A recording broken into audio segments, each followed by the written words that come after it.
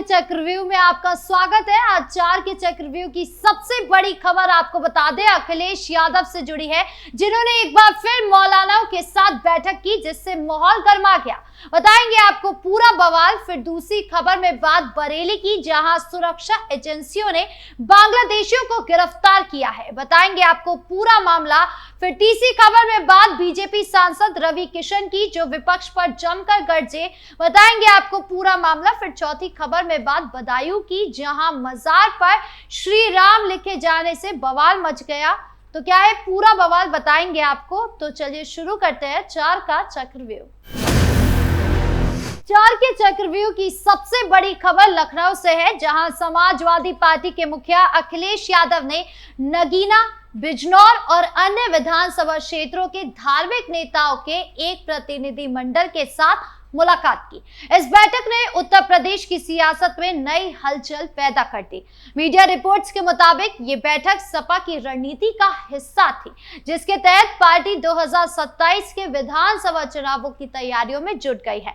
अखिलेश यादव ने इस बैठक में धार्मिक नेताओं से क्षेत्रीय मुद्दे, सामाजिक समस्याओं और सपा की नीतियों पर चर्चा की। माना जा रहा है कि सपा इस बार अल्पसंख्यक समुदाय के बीच अपनी पैठ को और मजबूत करना चाहती है, खासकर उन क्षेत्रों में जहां मुस्लिम मतदाता निर्णायक भूमिका निभाते हैं। इस बैठक में नगीना और बिजनौर के मौलानाओं ने अखिलेश के सामने स्थानीय समस्याओं को उठाया, जिसमें शिक्षा, रोजगार और सामाजिक सुरक्षा जैसे मुद्दे शामिल थे।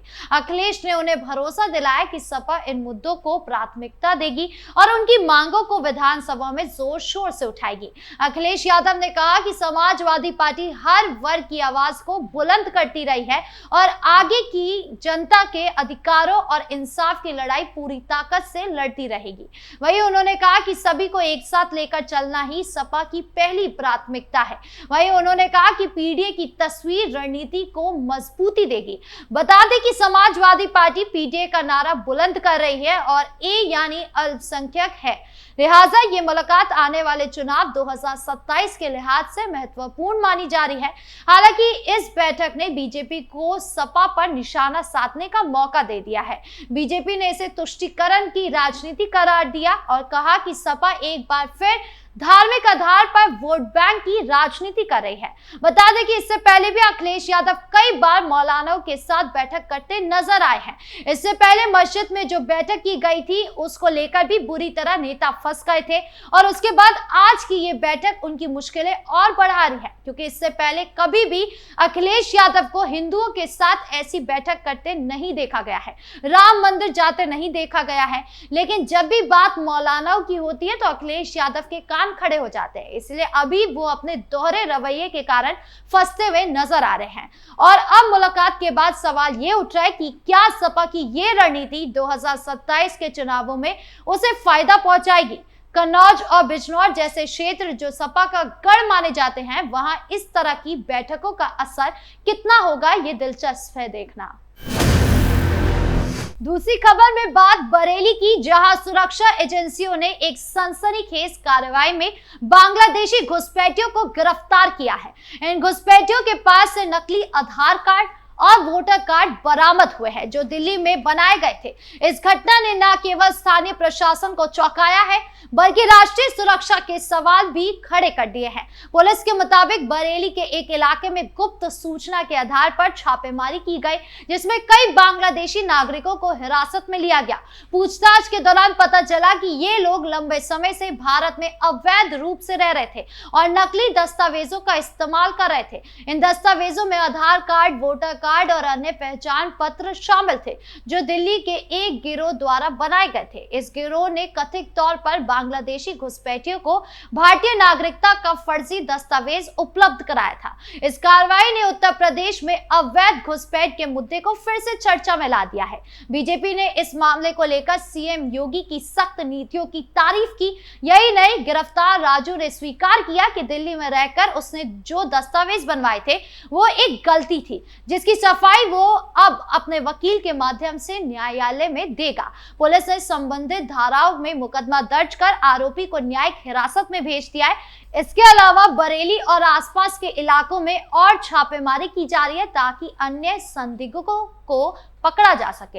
इस घटना ने स्थानीय लोगों में भी दहशत पैदा कर दी है और कई लोग इसे राष्ट्रीय सुरक्षा के लिए खतरा मान रहे हैं। सोशल मीडिया पर इस मुद्दे ने तीखी बहस छेड़ दी है। कुछ लोग इसे योगी सरकार की सख्ती का सबूत बता रहे हैं तो कुछ इसे सांप्रदायिक रंग देने की कोशिश बता रहे हैं। इस बीच प्रशासन ने लोगों से शांति बनाए रखने की अपील की है और कहा है कि इस मामले में किसी भी तरह की अफवाहों पर ध्यान न दिया जाए। अब देखना यह होगा कि इस जांच में और क्या कुछ खुलासे होते हैं और क्या इस तरह की घटनाओं को रोकने के लिए सख्त कदम उठाए जाएंगे।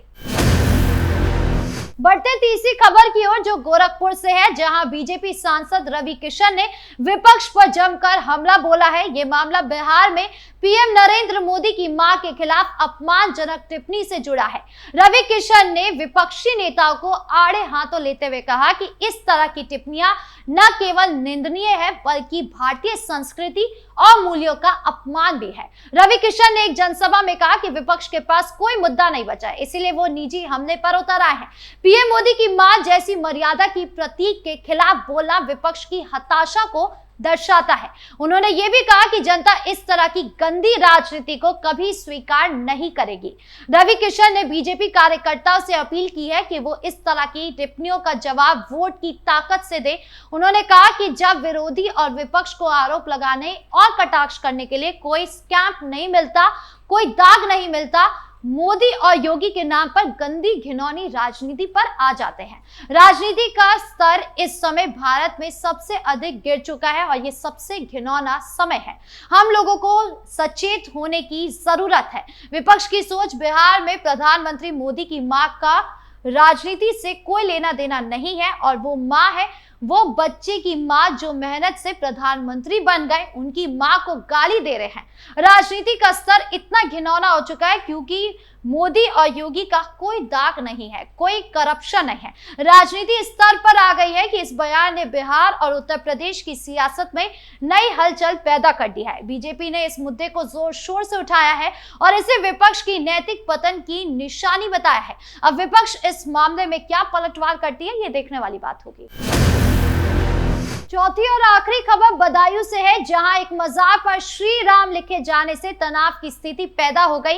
इस घटना ने स्थानीय लोगों में गुस्सा और आक्रोश पैदा कर दिया और पुलिस ने मामले की जांच शुरू कर दी है। मीडिया रिपोर्ट्स के मुताबिक बदायूं के एक इलाके में स्थित मजार पर अज्ञात लोगों ने श्री राम लिख दिया, जिसके बाद वहां तनाव फैल गया। स्थानीय लोगों ने इस घटना को धार्मिक भावनाओं को आहत करने वाला बताया और विरोध प्रदर्शन शुरू कर दिया। पुलिस ने तुरंत कार्रवाई करते हुए इलाके में भारी पुलिस बल तैनात किया और स्थिति को नियंत्रित करने की कोशिश की। इस मामले में बीजेपी नेताओं ने इसे शांति भंग करने की साजिश करार दिया, जबकि कुछ विपक्षी नेताओं ने इसे सांप्रदायिक तनाव बढ़ाने की कोशिश बताया। पुलिस ने इस मामले में अज्ञात लोगों के खिलाफ एफआईआर दर्ज की है और सीसीटीवी फुटेज की जांच की जा रही है। साथ ही प्रशासन ने लोगों से शांति बनाए रखने की अपील की है और कहा है कि इस मामले में दोषियों के खिलाफ सख्त कार्रवाई की जाएगी। अब इस मामले में आगे क्या कुछ होता है, ये देखने वाली बात होगी। बहरहाल 4 के चक्रव्यूह में इतना ही। धन्यवाद।